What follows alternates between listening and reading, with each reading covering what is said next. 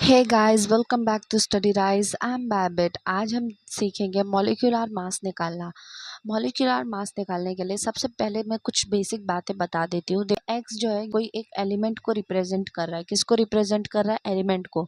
कोई भी एलिमेंट हो सकता है, कार्बन, नाइट्रोजन, ऑक्सीजन, हाइड्रोजन, कुछ भी हो सकता है। ठीक है, ये जो ए है वो रिप्रेजेंट करता है मास नंबर को, और जो जेड है वो रिप्रेजेंट करता है एटॉमिक नंबर को। ये आपका पीरियोडिक टेबल है, ये आपको पता होगा। ठीक है, सबसे पहले मॉलिक्यूलर मास निकालने के कुछ 3 से 4 स्टेप है, 3 ही समझ लो। ठीक है, सबसे पहला स्टेप है मॉलिक्यूलर फॉर्मूला। अब मॉलिक्यूलर फार्मूला क्या होता है? जैसे वाटर है, वाटर का मॉलिक्यूलर फार्मूला क्या है? H2O। अगर कार्बन डाइऑक्साइड का मॉलिक्यूलर फार्मूला की बात की जाए तो क्या है? CO2। इसी तरह अमोनिया की बात की जाए, उसका मॉलिक्यूलर फार्मूला क्या है? तो उसका है NH3 अमोनिया का। सो ये क्या होते हैं? Molecular formulas.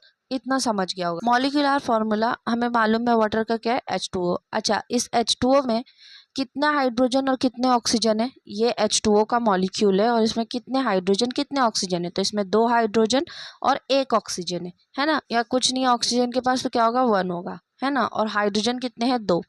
इसके बाद सेकंड स्टेप आता है atomic mass from periodic table. यानी जो हमारा ये पीरियोडिक टेबल है, इसमें जैसे हाइड्रोजन है, ये हाइड्रोजन का एटॉमिक नंबर है, और ये नीचे मास लिखा है। तो हाइड्रोजन का एटॉमिक नंबर भी 1 होता है, मास नंबर भी 1 होता है। हाइड्रोजन का जो एटॉमिक मास है वो कितना है? 1। ऑक्सीजन का जो एटॉमिक मास है वो कितना है? 16। थर्ड स्टेप आता है मल्टीप्लाई एंड ऐड। वाटर के मॉलिक्यूल में कितने हाइड्रोजन थे? 2, और मास नंबर 1 इक्वल्स टू 2 1 जा 2। और वाटर के मॉलिक्यूल में ऑक्सीजन कितने थे? 1, और मास नंबर क्या था? 16। तो कितना हुआ? 16।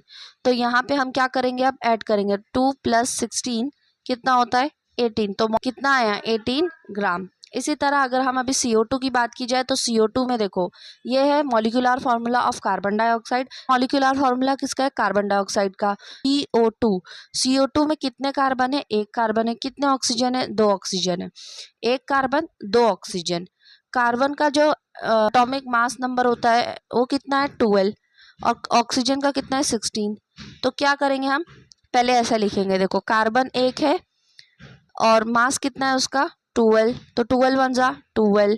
इसी तरह क्या है? ऑक्सीजन 2 है और मास नंबर कितना है? 16। 16 2 जा 32।